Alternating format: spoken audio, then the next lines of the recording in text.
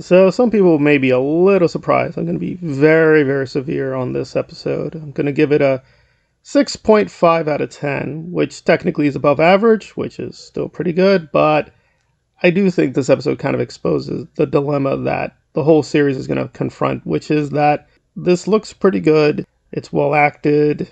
Again, a lot of good things about it, but it does seem aimed at a very young audience. And I don't think per se coming from that background is bad. However, you can go down two routes. One, you can make things for a very young audience, right? The 12-year-old audience. Even if something is aimed at a very juvenile audience, it can still have hints of greatness in it.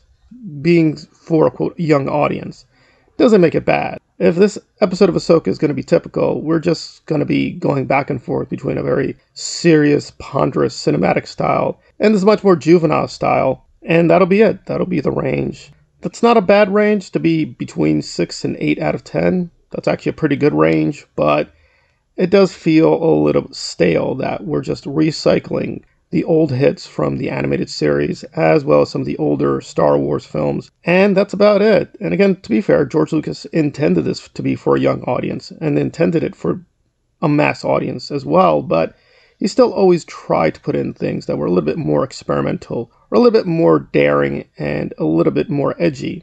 Now, sometimes he failed miserably, but he tried to do things that were stretching the medium, and I think he made some disastrous choices with digital technology, but nevertheless, there was an attempt at greatness, whereas there's really no attempt at that here. It's sort of just great in terms of production value, but there's nothing really innovative in terms of storytelling, or in terms of the characters, or plotting, or even in terms of how to frame things. So, it's a fine episode. We just have basically more with Sabine and Ahsoka, and a bit of a space battle. That's about it. This is a short episode, and it breezes by.